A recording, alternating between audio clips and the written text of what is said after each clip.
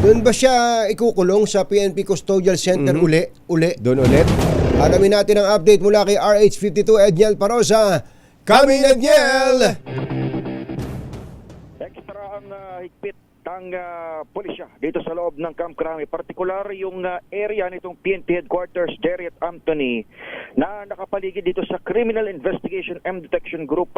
Mula pa lamang sa pagpasok sa bukana mismo o sa gate ng Camp Crame ay iba na yung nagiging protocol at talagang sinasala yung mga napasok kahit ikaw ay accredited media personnel. Palibhasa ay kani-kanina lamang o sa magdamag ay dito na nagpalipas ng umaga si Senator o ex-Senator Bong Revilla makaranyang sumuko ng isyuhan ng warrant of arrest sa Sandigan Bayan kaugnay ng umano'y malversation of public funds dahil sa Ghost Flood Control Project sa Pamdi, Bulacan.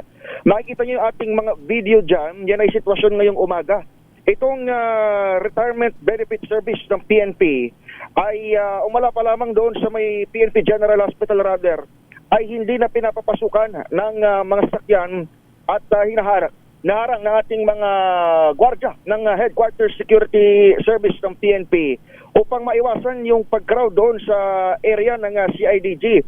Kinumpirma sa atin ni PNP spokesman, Police Brigadier General Ramdolf Duanyo na kasama ni Senator Revilla yung kanyang mag-anak sa pagpapalipas ng umaga dito sa PNP HQ. Pero hindi na siya required na isama sa return of warrant ngayong araw na nakatakda sa 3rd Division nga ng Sandigan Bayan sa Quezon City.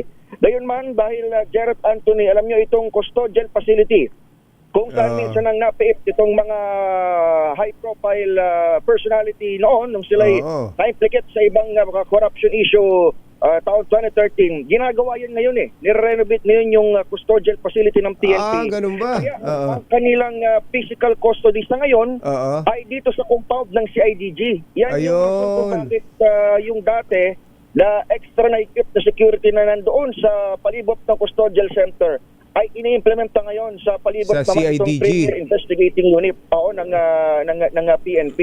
Yung pinaka-commitment naman kay Senator Bong, of course malalaman pa yan doon sa mamaya sa return of warrant at wala pa rin pahayag ngayon sa bahagi ng CIDG matapos itong pinaka-booking procedure kanina lamang at medical processes ay wala pang update kung ano nang kalagayan nitong si Senator Bong Revilla. Tiniyak naman ng pamunuan ng PNP, Jerry Anthony, na nakahanda sila sa kaling sa kanila ibigay ng Sandigan Bayan itong commitment o kustudiya ni Senator Bong Revilla kahit na ginagawa ngayon itong custodial facility ng Campo Crame at malamang dito manatili muna in the meantime itong dating senador sa compound na ito ng CIDG. Yan ang sitwasyon dito sa PNP Headquarters sa Camp Crame, Quezon City. Ako si Edniel Parosa, DZRH. Una sa Pilipinas, una sa Pilipino.